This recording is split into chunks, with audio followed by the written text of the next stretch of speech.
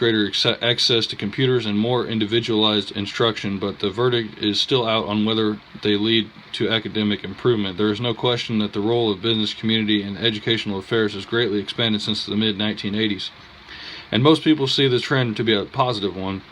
Business and corporations which have a vested stake in the outcomes of public education will undoubtedly continue to be major players in the reform of our educational system. The challenge of educators will be walk in the fine line between partnership and cooperation on one hand and exploration of commercial purposes on the other.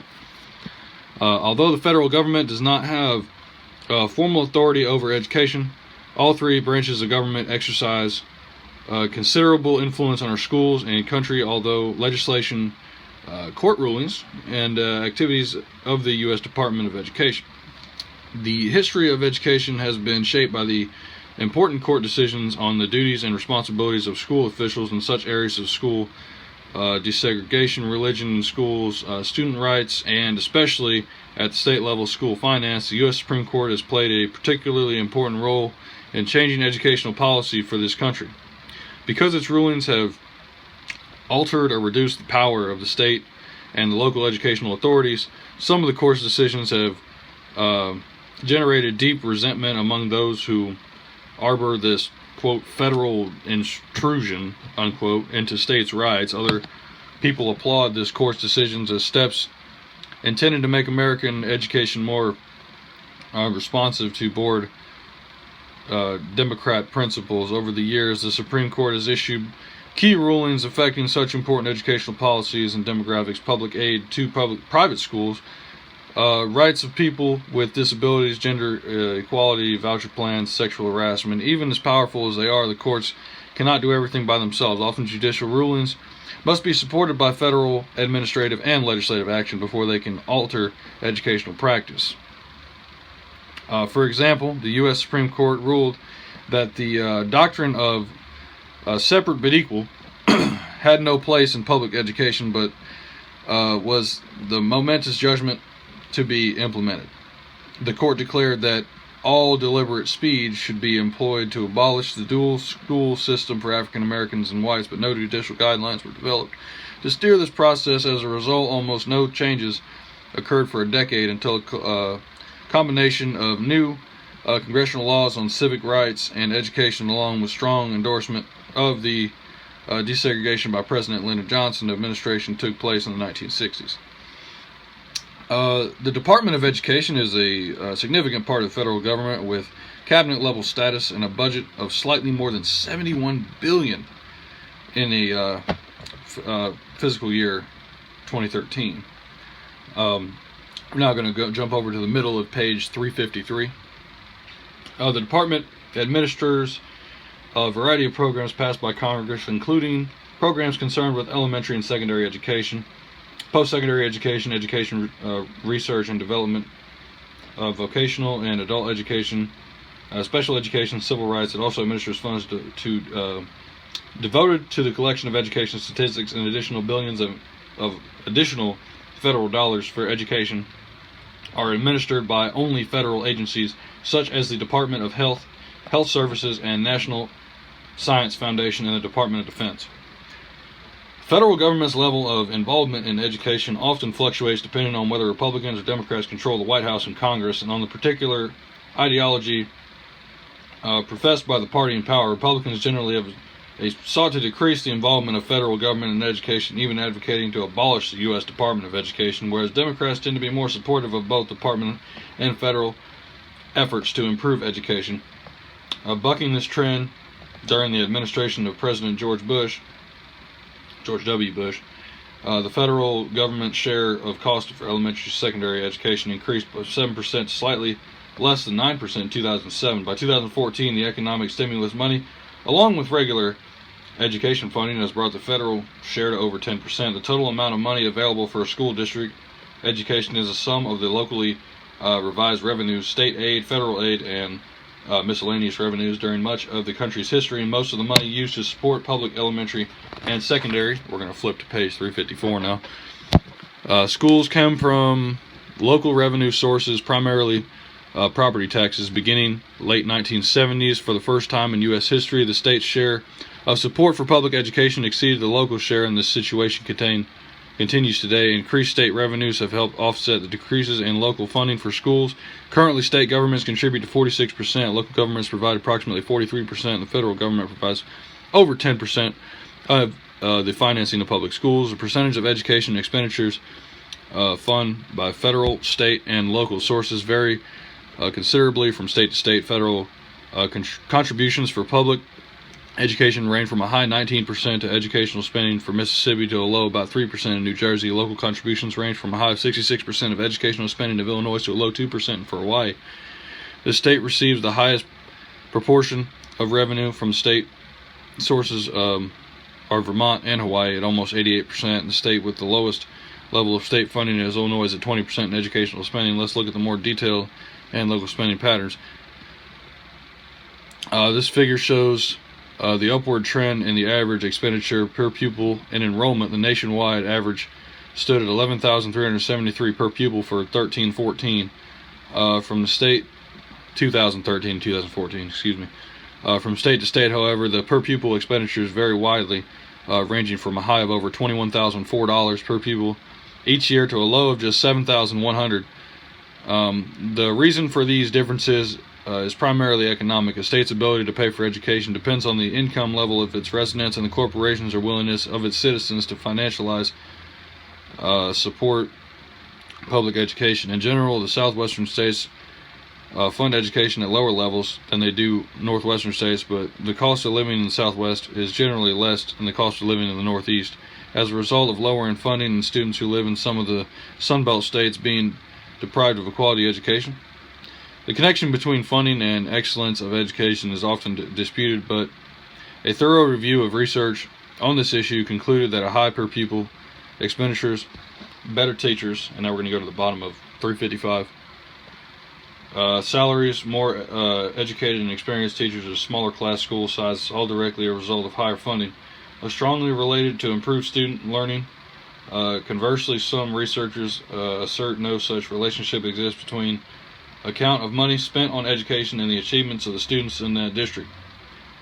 State governments use a combination of sales, personal income, corporate income, and exercise taxes to generate revenues. Some states fund their own schools partly with, and now we're going to flip to top of page 356. Income from state-run lotteries, state revenue and systems as a diverse school financial plan and reflect the socioeconomic makeup of the political climate and the educational needs for each state. Local governments, in contrast, rely primarily on property taxes of income.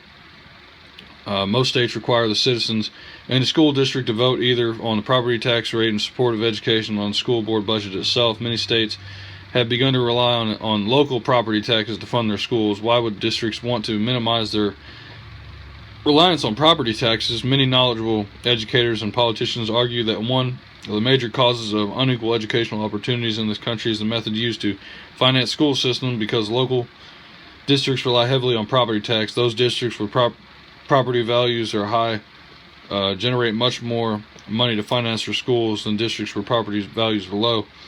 Within the same state, for example, the average amount of money spent per child is one district may be more than 3 times the amount spent in a nearby district.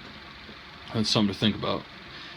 Such spending results in great educational disparities as measured by pupil-teacher ratios, training and experience of staff, and availability of facilities, equipment, and counseling services. We're now going to go to the top of page 357. As a result of numerous court decisions, efforts to equalize the disparities of funding within states have shifted some of the responsibility and funding from local school districts in the state level. In 1971 case, class action suit Serrano versus Priest, I hope I'm saying that correctly, charged that California's school financing scheme was unconstitutional. The Supreme Court of California supported the parents' claim, and the quality of the child's education must not be a function of wealth other than the wealth of the state as a whole. The court also held that the California system of financing schools and the bias of local property taxes violated the 14th Amendment of the U.S. Constitution, which provides equal protection of the law for all citizens. In 1973, however, the Supreme Court of the United States, by a 5-4 vote, reversed a similar decision involving the school financing system of the state of Texas. The court found that the U.S. Constitution was not violated because the right of education is not guaranteed explicitly for implicity by the Constitution. Although federal law had not been violated, the court did indicate that the findings should not be interpreted as a victory for the state's Gav-O. In effect, issues of inequality in the school's financing were returned to the province of the state courts and legislators. Many state constitutions, unlike the U.S. Constitution, contain equal protection clauses that can be interpreted to include education as a protected right. Since the Rodriguez case, other state courts have ruled that their school financing systems violate their state constitutions. In those states where the financing system has been ruled unconstitutional, the issue has concern in inequality in the level of educational opportunities offered to children in the poor school districts. The courts in those states considered whether the poor children were receiving a sufficient education as required by the state constitution, as measured by contemporary education standards, by the comparisons with the best of highest spending districts. In contrast, in states where system of the finance was upheld, the courts usually interpreted their state constitutions as guaranteeing only a basic minimum level of funding. As a result of the court challenges, more than 20 states have reformed their school financing laws since 1973, and some states continue to grapple with the issue. In the last few years, state courts seem to be backing away from making decisions about increasing K-12 funding. Starting at the educational funding is a political question for the legislator and not the courts to decide. Educators, parents, and public officials are greatly concerned with the quality of the children's education, not depend on whether the child lives in a school district with high property values. Many of these concerned citizens are urging that state governments take responsibility for raising educational revenue and distributing all funds for local schools to the school districts. The school districts would continue to be in charge of the operations of the local schools, but would no longer carry the burden of raising money needed to do so.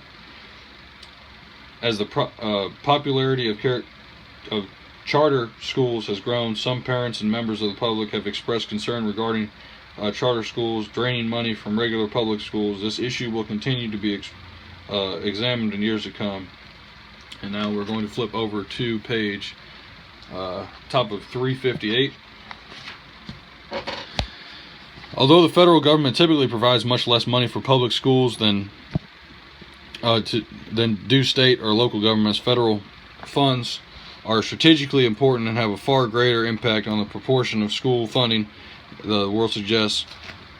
Much of federal aid to education traditionally has taken from the categorical grants, that is, money that must be spent for designated purposes, stated generally in the legislation and more precisely by federal agency administrating the funds. As a result, the federal government has been able to influence school districts and institutions that have already accepted to sought its aid. For example, in an effort to stimulate the U.S. economy of our recession, the U.S. Congress passed American Recovery Reinvestment Act, the ARRA, of 2009. This piece of legislation provided $787 billion in tax cuts and benefits funds for education, healthcare, and jobless benefits, and federal contracts, grants, and loans. In 2010, Congress also passed legislation to provide an additional $20 billion in an educational jobs fund to help school districts to keep from laying off thousands of teachers. Although much of the ARRA money embarked on the education